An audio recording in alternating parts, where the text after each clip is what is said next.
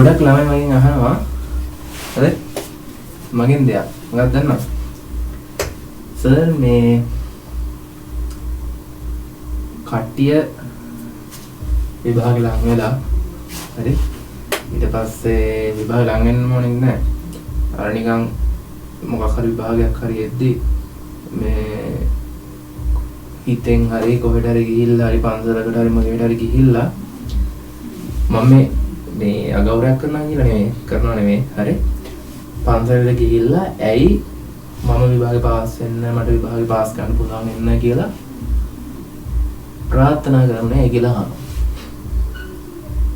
හරි ඊට පස්සේ ළමයා මගෙන් එහෙම ඇහුවා සර් එහෙම කියපු පළියට එහෙම විභාගේ පාස් වෙනවද කියලා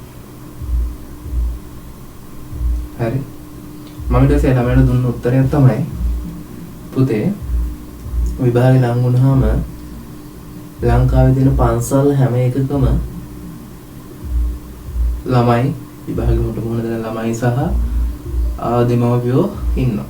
එහෙනම් ලංකාවේ විභාග වලින් අසමත් වන ප්‍රමාණය ඊට වඩා අඩු වෙන්න ඕනේ. හරි?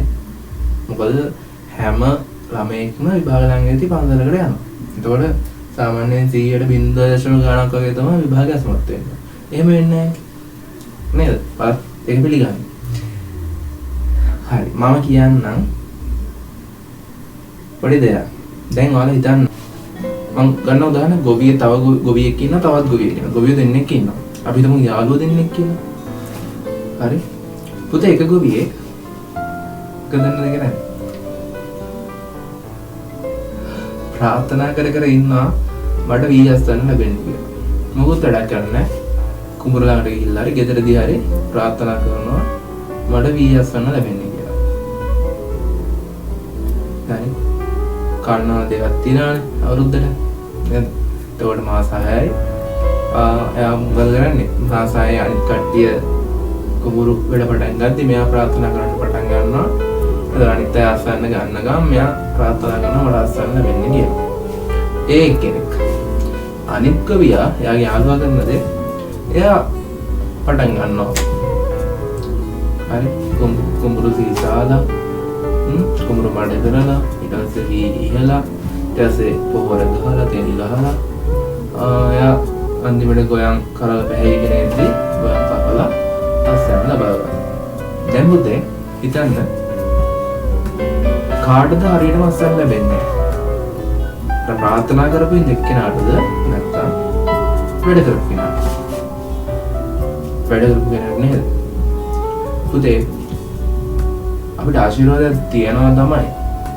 හරි. හැබැයි ප්‍රාර්ථනා කරපු පළියටම අපිට එක්සෑම් එකක් පාස් වෙන්න වැඩක් කරගන්න බෑ. ඒ වෙනුවෙන් මොකද කරන්න ඕන? වැඩ කරන්න ඕන. හරි. ප්‍රාර්ථනා කරපු ගොවියයි ඒ වෙනුවෙන් අස්වැන්න ගන්න වැඩ කරපු ගොවියයි ගැන හිතන්න. ඔයාලා පුතේ ප්‍රාර්ථනාවක් කරලා මට එක්සෑම් පාස් වෙන්න පුළුවන් වෙයි කියලා හිතන්න එපා. එහෙම වෙන්නේ නැහැ කවදාවත්. පුතේ පොඩි ආශිර්වාදයක් තියෙනවා. හැබැයි ඔයා වැඩ කරන්න එක්සෑම් පාස් වෙන්න. ඔයා වැඩ කරන්න එක්සෑම් පාස් වෙන්න. පුතේ එතකොට ඔයාට හොඳ රිසල්ට් එකක් අර අස්වැන්න ලබාගත්ත ගොවියා වගේ හොඳ ප්‍රතිඵලයක් ගන්න පුළුවන්. හරි. ඒකින්ද කොහෙටවත් ගිහිල්ලා ප්‍රාර්ථනා කර කර ඉන්න නැතුව ගෙදරට ගියන ගමන් ප්‍රාර්ථනා කර කර ඉන්න නැතුව පුතේ වෙනුවෙන් වැඩ කරන්න. ඔයාට සාමිකින ගන්න ළමෙන් නම් පුතේ පළවෙනි කඩේම පොඩි ළමින් නම් ශිෂ්‍යත්වය. පුතේ ඒ වෙනුවෙන් වැඩ කරන්න. ඕ ලෙවල් නම් පුතේ ප්‍රාර්ථනා කර ඒ වෙනුවෙන් වැඩ කරන්න. ඒ ලෙවල් නම් ඒ වෙනුවෙන් වැඩ කරන්න. ප්‍රාර්ථනා කර කර ඉන්න බෑ. ඔයා වැඩ හිටියෙන් නම් ඔයා මොකක් හරි වැඩක් කරන්න යනවා මට මේ වැඩේ සාර්ථක කරන්න පුළුවන් වේවා වෙන්න කියලා ප්‍රාර්ථනා කරන්න යන්න එපා. ඒ වෙනුවෙන් වැඩ කරන්න. ඔයා බිස්නස් එකක් පටන් ගන්නවා ඒ බිස්නස් එකේ වැඩ කරන්න. කවදාවත් අපිට ප්‍රාර්ථනා කළ පළියට අපිට ඒව හම්බෙන්නේ නැහැ. ඔයාලා ප්‍රාර්ථනා පලියට ඔයාලට ඒවා හම්බෙන්නේ නැහැ.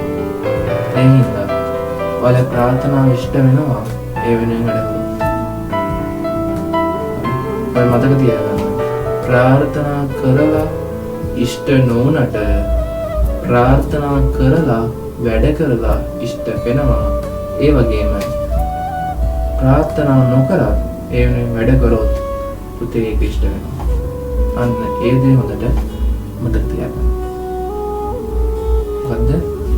ප්‍රාර්ථනා කරත් වැඩ කර නොකරත් ඒ දේ ඉෂ්ට වෙන්නේ නැහැ. හැබැයි ප්‍රාර්ථනා නොකර වැඩ කරත් ඒ දේ ඉෂ්ට වෙනවා. ප්‍රාර්ථනා කරලා වැඩත් කරොත් ඒ දේ කොහොමද ඉෂ්ට වෙනවා. පුතේ අන්න ඒ හින්දා අද ඉඳන් ඔයා